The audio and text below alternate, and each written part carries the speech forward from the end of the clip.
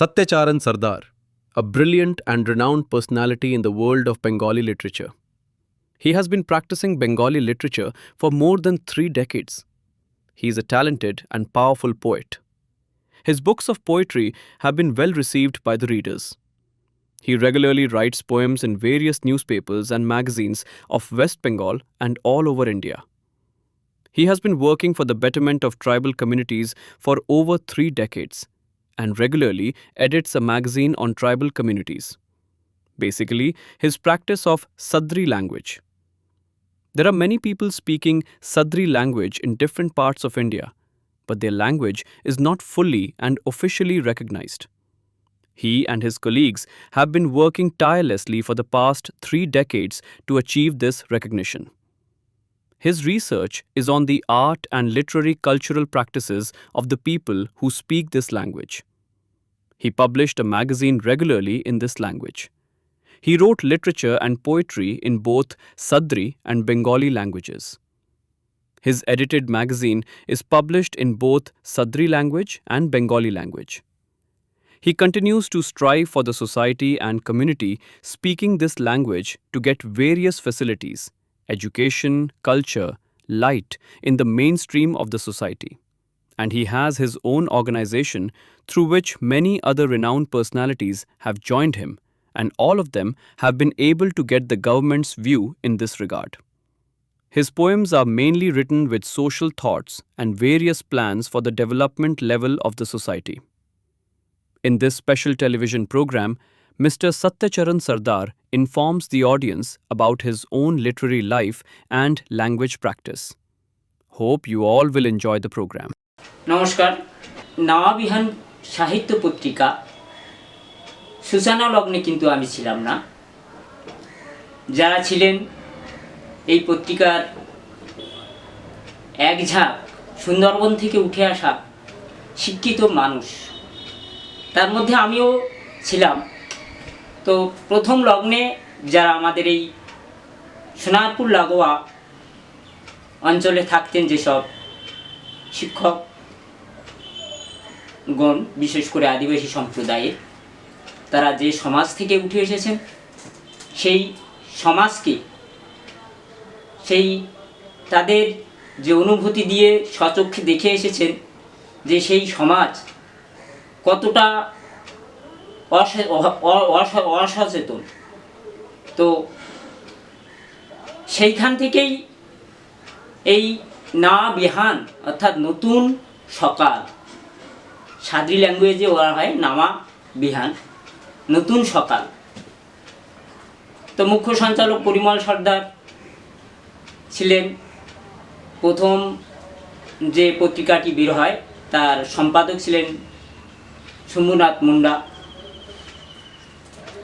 এবং পরবর্তী সতীনাথ মাহাতো এবং শম্ভুনাথের যুগ্ম সম্পাদনায় পরবর্তী কয়েকটি সংখ্যা বের হয়। আমি দূরে চাকরি করতাম নামখানাতে, বাগডাঙ্গা হাই স্কুলে।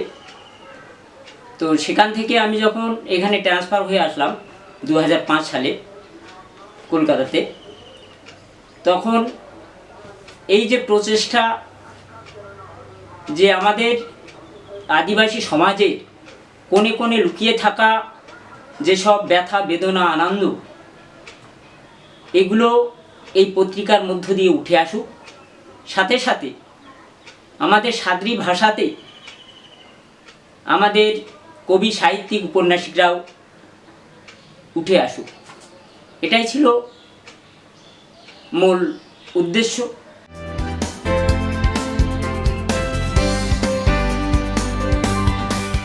আমাদের আদিবাসী মূলত সাঁওতাল সম্প্রদায় ছাড়া অন্যান্য যেসব সম্প্রদায়গুলো আছেন সকলেই এই সাদ্রি ভাষা কম বেশি জানেন। এমনকি ওরা ওদের মাতৃভাষা ক্রুগ হলেও এই লেখালেখির ক্ষেত্রে সাদ্রিতে কিন্তু অনেক ওরাও কবি সাহিত্যিক আছেন।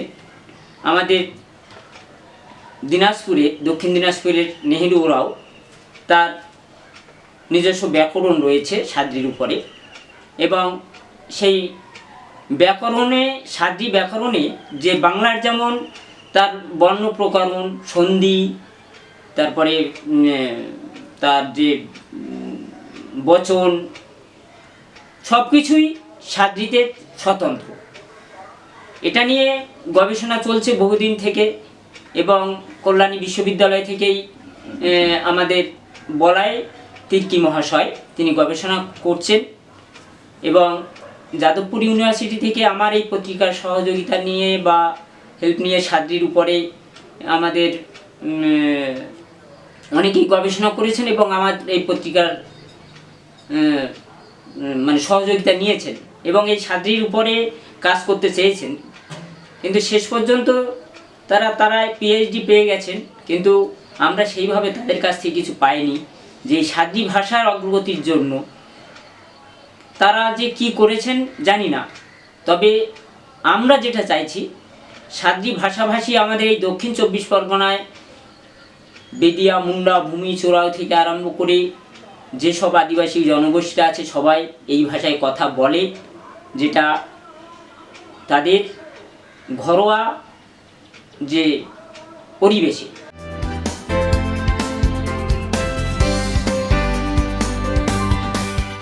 সাদ্রি ভাষা অঞ্চলভেদে বললে আমরা ওয়েস্ট বেঙ্গলের প্রত্যেক জেলাতে যারা আছেন আদিবাসীরা, উত্তরবঙ্গ থেকে আরম্ভ করে আলিপুরদুয়ার, দিনাজপুর বা আমাদের যে বাঁকুড়া, বীরভূম যেসব আদিবাসীরা আছেন সেসব অঞ্চলে আদিবাসী শহর আমাদের দক্ষিণ 24 পরগনার সকলেই কিন্তু আদিবাসীরা এই সাদ্রি ভাষায় কথা বলে। এবং এই সাদ্রি ভাষার যে আন্দোলন, এই ভাষা আন্দোলন আমরা জানি খুব কঠিন। বাংলা ভাষা স্বীকৃতি পেয়েছিল, আন্দোলনকারীরা শহীদ হয়েছিল, তারপরে আন্তর্জাতিক যে ভাষা দিবস সেটা উঠে আসে আর কি। তো আমরা অনেকবার এই ভাষা স্বীকৃতির জন্য বিগত সরকারের কাছে অনেকবার ডেপুটেশন বা আমাদের সাদ্রি সোশ্যাল অ্যাসোসিয়েশনের পক্ষ থেকে বিভিন্ন সময়ে তারা এর যে সিলেবাস কী হবে, কোন ক্লাসের কী সিলেবাস হবে, এগুলো সাবমিট করা হয়েছে। এবং আমরা আশাবাদী যে আগামী দিনে এই সাদ্রি ভাষায় পঠন পাঠন শুরু হবে উত্তরবঙ্গে কিছু কিছু জায়গায় নিজেদের প্রচেষ্টায়, কিন্তু সাদ্রি ভাষা চর্চা বা শিক্ষা চালু হয়েছে।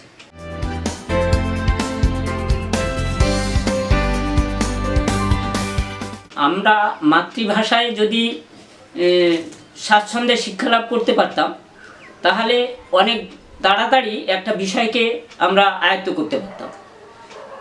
এখন আমাদের প্রথম হোঁচট খেতে হচ্ছে যে আমরা আমাদের ভাষায় যেহেতু শিক্ষাঙ্গনে কোনো পঠন পাঠনের সুবিধা নেই, সেক্ষেত্রে আমাদের বাংলা বা ইংরাজি মাধ্যমে গেলে সেই শিক্ষাকে আগে আয়ত্ত করতে হচ্ছে, করার পরে তারপর আমাদের এগোতে হচ্ছে শিক্ষাক্ষেত্রে। তো সেই জায়গা থেকে যদি আমাদের সাদ্রি ভাষাতে যদি পঠন পাঠন শুরু হয় তাহলে সাদ্রি ভাষাভাষী মানুষেরা এই ভাষাতেই তারা সব কিছুই চর্চা করতে পারবে।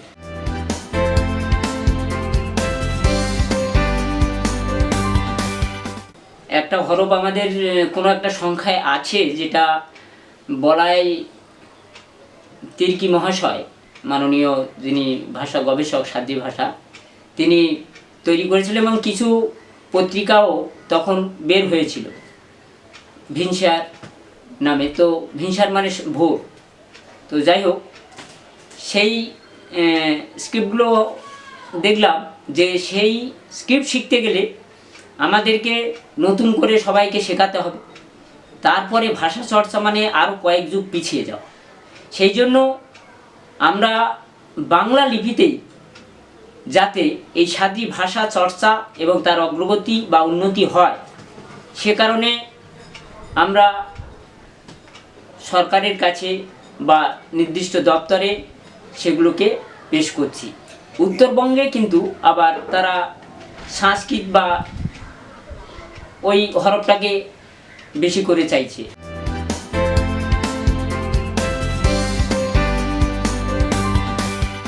আমাদের আদিবাসী সমাজ শিক্ষা দীক্ষায় বুঝতেই পাচ্ছেন যে শিক্ষিত মানুষ অনেকে দেখা যাচ্ছে পঞ্চম শ্রেণী অষ্টম শ্রেণী তারপর স্কুল ছুট হয়ে যাচ্ছে, কারণ তারা আর মাধ্যমিক পাস বা উচ্চ মাধ্যমিক পাস করতে পারছে না।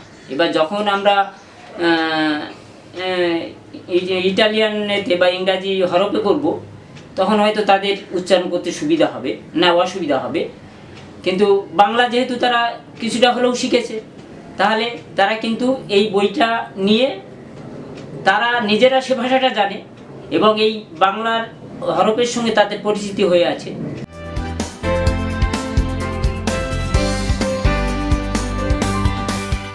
আমাদের নাবিহানের যে ধারণা ছিল যে আমরা যেমন লিখব এই পত্রিকাতে, সাথে সাথে আমাদের কবি ও সাংবাদিক গালিব ইসলাম, ওনার মানে ভূমিকা অনেকটাই রয়েছে আমাদেরকে উৎসাহিত করা থেকে আরম্ভ করে উনি সবসময় পাশে থাকতেন। তারপরে আমাদের দেবব্রত সিংহবাবু মহাশয়ও মানে সবসময় বলতেন যে একটা সাংস্কৃতিক আন্দোলন কিন্তু করতে গেলে একসঙ্গেই করতে হবে, তোমাদের ভাষা আন্দোলনের সঙ্গেই সাংস্কৃতিক আন্দোলন বা আঞ্চলিক যেসব কবিতাগুলো সব একসঙ্গেই কিন্তু করতে গেলে আমরা যদি সকলে মিলে একসঙ্গে করি অনেক বেশি মানে এটা মানে গ্রহণযোগ্য বা আন্দোলনটা দানা বাঁধবে তাড়াতাড়ি। এবং আমাদের এই বিভিন্ন সংখ্যায় দেখবেন অনেক অধ্যাপকদেরও লেখা রয়েছে, আমাদের অনেক অধ্যাপক বা আপনাদের মতো অনেক যারা আদিবাসী তারা কিন্তু এই পত্রিকায় লিখেছেন। আমরা চেয়েছিলাম এবং তাদের সেই লেখার মধ্য থেকে আমরা পেয়েছি তাদের কাছ থেকে যে পরামর্শ, তাদের যে ভাবনা, তাদের যে চিন্তা আমাদেরকে অনেক বেশি সমৃদ্ধ করেছে এবং এখনও করে যাচ্ছে। তো আমরা এই 19 সালে আমাদের ওয়েস্ট বেঙ্গল আদিবাসী ডেভেলপমেন্ট বোর্ড, তার চেয়ারম্যান ছিলেন বিরসা তির্কি মহাশয়। তো ওনার কাছে আমরা এই পত্রিকার জন্য আর্থিক সহযোগিতা আবেদন করি। তো উনি অনেক কষ্ট করে আমাদের একটা ফান্ড দিয়েছিলেন এবং সেই ফান্ড দেওয়ার ফলে আমরা যে ওই কালারিং পত্রিকাটা যেটা করলাম 2000 মধ্যে ছেপেছিলাম, তো এবং সেটা ওনাকে অনেক অনেক মানে সাধুবাদ জানাই, শ্রদ্ধা করি এবং এখনও যোগাযোগ রয়েছে। তো উনি যে অর্থ দিয়ে সাহায্য করেছিলেন সেটা আমাদের এই পত্রিকার মানে প্রকাশের ক্ষেত্রে কিছুটা সুবিধা হয়েছিল।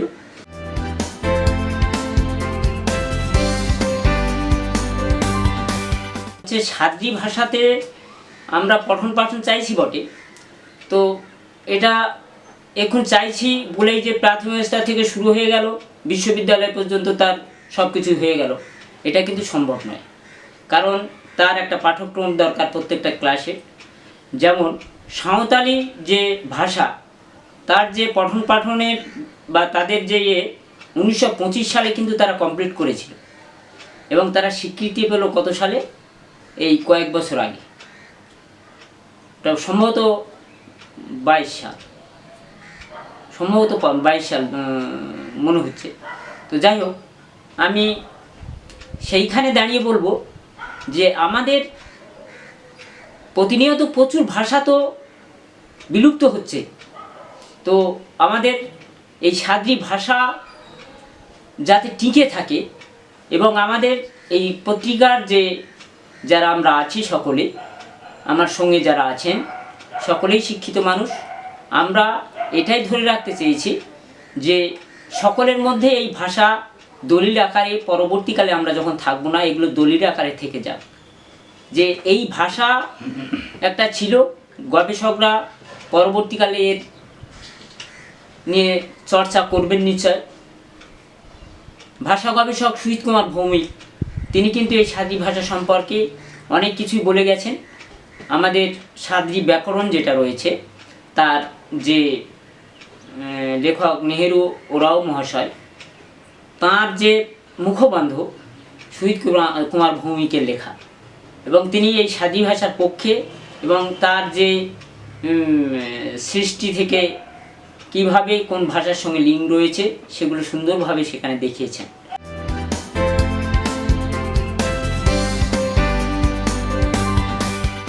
আমরা দেখুন এখানে এই কমিটির মধ্যে ক্রীড়া দপ্তর বা শিক্ষা দপ্তর এরকম বিভিন্ন রকম দপ্তর রয়েছে, সাংস্কৃতিক দপ্তর কেন রয়েছে? আমরা এই পত্রিকার মধ্যে ইয়ং জেনারেশনকে টানার জন্য খেলাধুলার মাধ্যমে খেলাধুলার আয়োজন করে সেই খেলাধুলার মধ্য দিয়ে আমাদের এই ভাষা, আমাদের মানে যে উদ্দেশ্য লক্ষ্য এগুলোকে সম্প্রচার করা।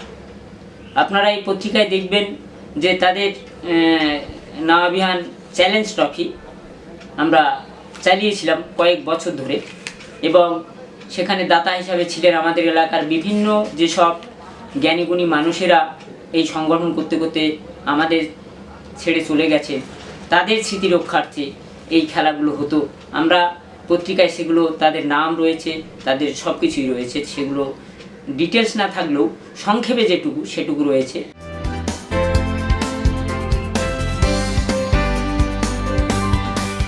সাদ্রি ভাষার অগ্রগতি হোক, টিকে থাকুক, কারণ আগামী দিনে যা পরিস্থিতি আসছে যে আদিবাসীদের অস্তিত্ব রক্ষায় এই ভাষা একটি কিন্তু তার দিক। একটা ভাষা হারিয়ে যাওয়ার অর্থ একটা জাতির অস্তিত্ব চলে যাওয়া। তো এখানে যারা এর আগে গবেষণা করে গেছেন সাদ্রি নিয়ে, শহীদ কমল ভৌমিক থেকে আরম্ভ করে, এই সাদ্রি ভাষাটাকে লিঙ্ক ল্যাঙ্গুয়েজ হিসাবে ব্যবহার করেছেন। তো লিঙ্ক ল্যাঙ্গুয়েজ কাদের সঙ্গে কাদের লিঙ্ক, তো এটা এখন আমি বুঝতে পারছি যে লিঙ্ক বলতে আমাদের যেসব আদিবাসী গোষ্ঠীগুলো আছে তাদের সঙ্গে লিঙ্ক, মানে তাদের সঙ্গে বিভিন্ন গোষ্ঠীর মধ্যে একটা লিঙ্ক ল্যাঙ্গুয়েজ, যার জন্যই আজকের ওরা জানছে, ভূমিজরা জানছে, বা অন্যান্য যেসব গোষ্ঠীগুলো আছে তারাও জানছে। অসুর, বেদিয়া, টোটোদেরও ভাষা কিন্তু এই সাদ্রি।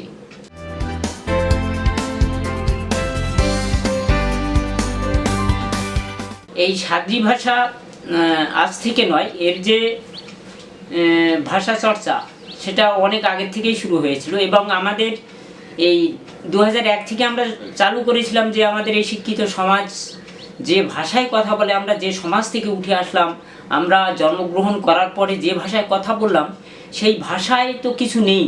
তো আমরা কি এই ভাষাটাকে টিকিয়ে রাখার জন্য কিছু করে যেতে পারি না? আমাদের সমাজের সেই দায়বদ্ধতা কি আমরা একেবারে এড়িয়ে যেতে পারি?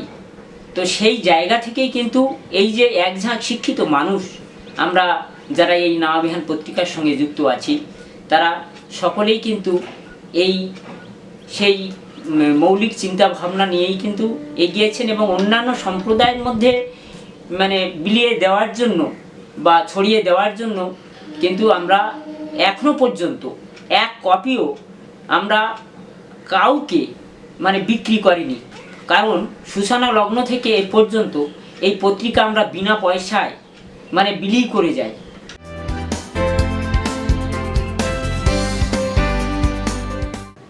নাদিকের টানে ভরাল নাদি বেরসা ঘাটি, স্রোতকের ধারা বহায় চালি, সাগরকের ডাক শুনকে রূপাক পায়রি বাজেলা গড়ে, ছালাত ছালাত ঝুমুর ঝুমুর ঝুমের তাল মে গীতে, নাদিকের কিনার হারায়ার গাছ মে দোয়েল বলেলা ফিয়ে নাচেলা, দুইঠো কিনার হাসেলা, কণ্ঠ বাধা নেই মানেলা, প্রকৃতিকের আফান লীলা আকুল হইকে সাজেলা, হাসেলা কেয়া হাসেলা কদম হাসেলা, বাদরি গির কেলা গুড়ুম গুড়ুম, বাদরিনে বিজলি খেলেলা, পাহাড় মালভূমি সমতল মে তার তারাইকে নাদি চালেলা, আফান ধারায় বহেলা। আমি একটু বাংলায় বলে দিচ্ছি। নদীর ডাকে ভরা নদী বর্ষাকালে, স্রোতের ধারা ছুটে চলে সাগরের ডাক শুনে, রূপোর নুপুর বাজে পায়ে, ছলাৎ ছলাৎ ঝুমুর ঝুমুর ঝুমুর ছন্দ গানে। নদীর তীরে সবুজ গাছে দোয়েল ডাকে ফিয়ে নাচে, দুকুল ওঠে হেসে, কোনো বাধা সে মানে না, প্রকৃতির আপন লীলা আকুল হয়ে সাজে। হাসছে কেয়া হাসছে কদম, ডাকছে মেঘ গুড়ুম গুড়ুম, মেঘের কোলে বিজলি খেলে, পাহাড় মালভূমি সমতলে তরতরিয়ে নদী চলে আপন ধারায়।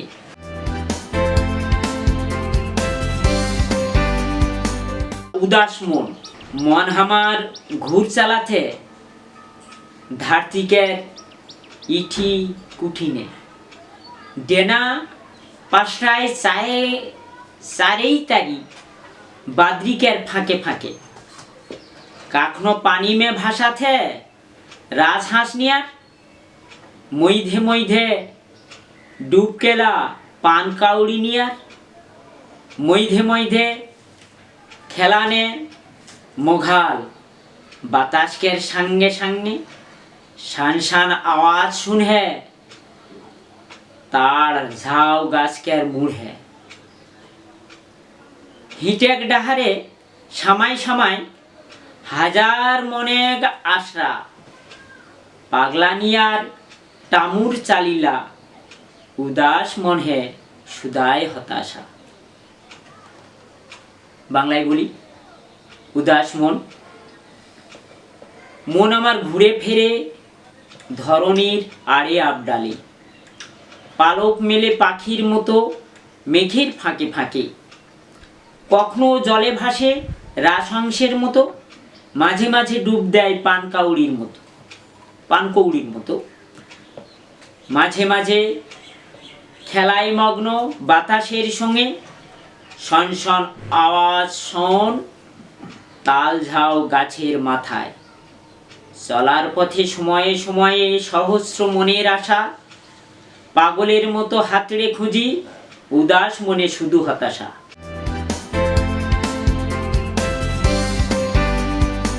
ভিনসার, রাত ছিড়ালাক ভিনসার হলাক, চারেই মানকের গীত ভাসকে আওয়াথে, ভিনসারকের ঝিরঝির বাতাস মে, গাতার জুড়াইকে মন দিলখুশ হওয়াথে, গাছমান রিঝে মুড় হিলাওয়াথে, শিউলি মল্লিকা জবা সবে জাগাওয়াথে,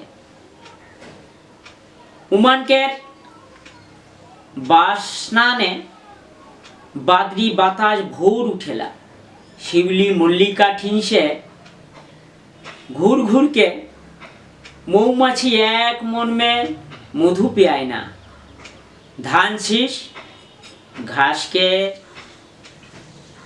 আগালনে জুনু, নিহর পানিকের মুক্তা মুকুট পিধায় না, শরৎকের সোনাকের সংসার রিঝে চালেলা। বাংলায় বলছি, ভোর, রাতের অবসানে ভোর হলো, পাক পাখালির গান ভেসে আসছে ভোরের মৃদু মন্দ বাতাসে, শরীর জুড়িয়ে মন আনন্দে খুশি, গাছেরা আনন্দে মাথা নাড়ে, শিউলি মল্লিকা জবা ডাকছে সব, ওদের সুবাসে আকাশ বাতাস ভরে ওঠে, শিউলি মল্লিকা গাছে ঘুরে ঘুরে মধুমক্ষী এক মনে মধু পান করে, ধানের শীষে ঘাসের শীষে যেন কুয়াশায় মুক্ত মুকুট পড়েছে, শরতের সোনার সংসার আনন্দে চলে।